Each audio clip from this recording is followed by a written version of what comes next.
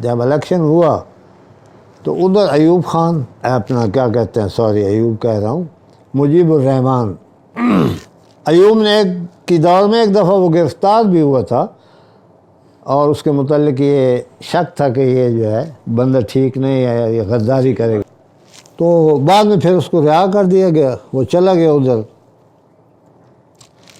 ادھر جناب الیکشن ہوا تو الیکشن میں صرف ایک سیٹ جیتی مسلم لیگ کی، نور الامین ڈھاکہ سے، باقی تمام لوگ جو تھے وہ بنگالی جیت گئے وہاں سے، مجیب الرحمان کی پارٹی کے لوگ، اور ادھر اکثریت 2-3 پارٹیوں کی تھی، ذوالفقار علی بھٹو کی زیادہ سیٹیں تھیں اور دوسری پارٹیاں تھیں جیسے یہ ولی خان گروپ، ان کی کچھ سیٹیں تھیں، کچھ مولانا فضل الرحمان، کچھ اس قسم کے لوگ جو تھے ان کی تھوڑی سیٹیں تھیں، سب سے زیادہ سیٹیں تھیں ذوالفقار علی بھٹو کی۔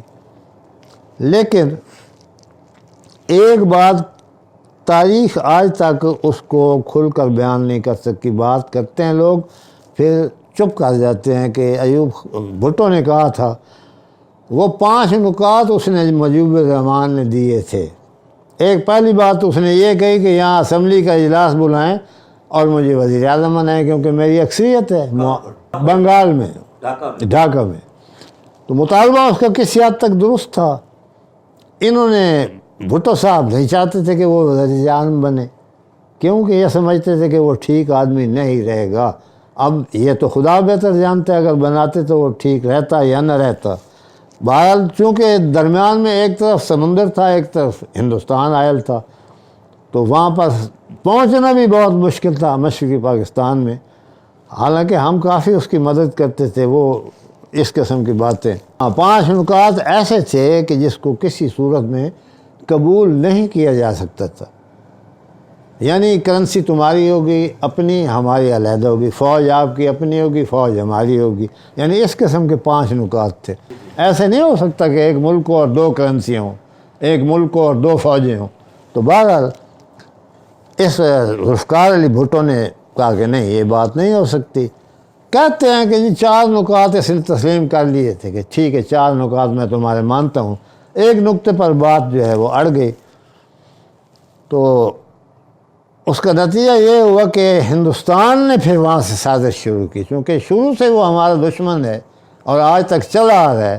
اس نے اس موقع کو غنیمت سمجھا اور اس نے شیخ مجیب الرحمان سے مذاکرات وغیرہ کر کے کہ تم اکڑ جاؤ، ہم تمہاری ہر طرح سے ہیلپ کریں گے۔ اور اس نے ایک تنظیم بنائی مجیب الرحمان میں جس کا نام تھا مکتی باہنی۔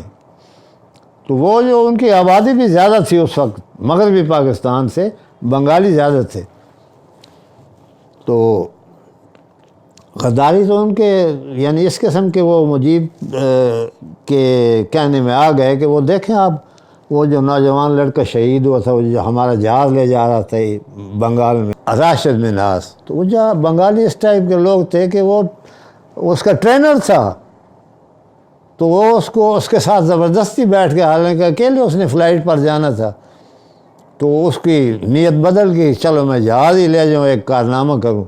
تو لڑکا جو ہے اس نے شہادت دی، اس نے بڑی جرأت سے کام کیا، لڑ پڑا وہ اپنے ٹرینر سے، اور لڑتے لڑتے جہاز زمین پر آ پڑا اور دونوں مارے، وہ بھی مار گیا اور یہ شہید ہو گیا راشد منہاس۔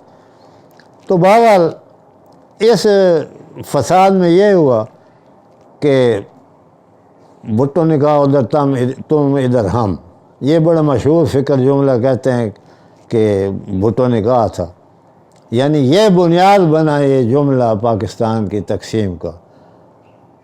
اب جب ادھر سے یہ ہوا کہ ہماری وہاں فوج بھی تھی، لوگ تو کہتے ہیں 90,000 فوج نہیں تھی، پاکستان کی فوج بھی تھی، سویلین بھی تھے، پولیس بھی تھی، اور دوسرے تمام ملا کر 90,000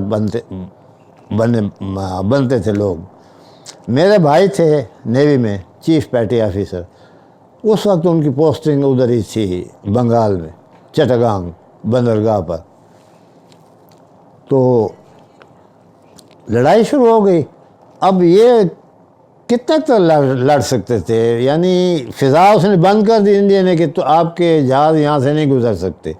اور سمندر کے راستے جاتے جاتے پتہ نہیں کتنی دیر لگ جاتی تھی، 1000 میل یا کتنے میل کا سفر تھا۔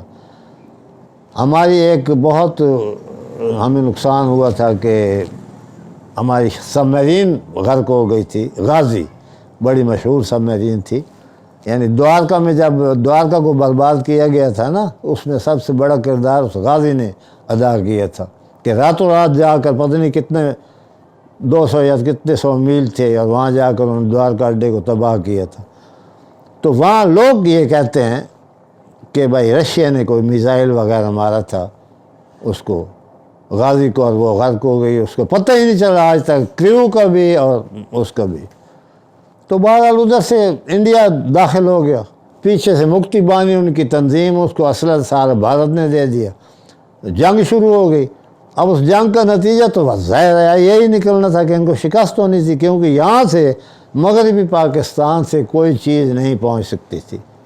آخر یہی بات ہوئی کہ ہمارے صدر تھے اس وقت یحییٰ خان صاحب، صدر مملکت، تو اس نے حکم دے دیا کہ ہتھیار ڈال دو۔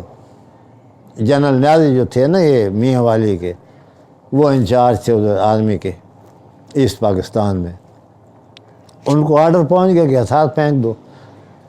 تو وہ پھر باقاعدہ جناب انہوں نے، ان کے بھی جنرل بیٹھے، ہمارے بھی جنرل بیٹھے، وہ ایک جیسے ہوتا ہے نا ایک ہتھیار ڈالنے کی ایک تقریب انہوں نے منعقد کی ہماری بےعزتی کرنے کے لیے۔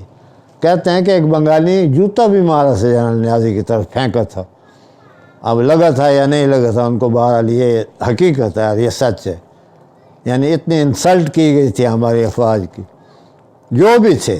بہرحال ان کو ہتھیار ڈالنے کے بعد ان سب کو انہوں نے قید کر لیا، چٹگانگ بندرگاہ پر قبضہ کر لیا، ادھر ادھر سارے کر کے ہمارے جو فوجی تھے ان کو انڈیا میں لے گئے مختلف کیمپوں میں۔ تو میرے بھائی جو تھے وہ بھی چلے گئے ادھر کیمپ میں، تو 3 سال انہوں نے گزارے۔ تو 3 سال کے بعد پھر ذوالفقار علی بھٹو میں ایک یہ کوالٹی تھی، کہتے ہیں کہ ٹیبل پر اس نے کبھی شکست نہیں کھائی تھی، مذاکرات میں ہمیشہ وہ جیت جاتا تھا۔ تو مذاکرات ہوتے رہے، آخر مذاکرات اندرا گاندھی کے ساتھ اس کے کامیاب ہوئے اور وہ ہمارے فوجیوں کو واپس لے آئے۔ تو میرے بھائی بھی آ گئے واپس 3 سال قید گزار کر۔ اس طرح سے ذوالفقار علی بھٹو آل ان آل وزیر اعظم بن گئے، ایسٹ پاکستان علیحدہ ہو گیا۔ پھر دیکھیں آپ کہ اس میں ایک کوالٹی تھی ذوالفقار علی بھٹو میں کہ لوگ انتہا درجے کے متنفر ہو گئے اپنی فوج سے۔ عوام جو ہے نا ان کو بہت سخت غصہ تھا کہ ہمیں شکست کیوں ہوئی، عوام تصور ہی نہیں کر سکتے تھے اس شکست کی۔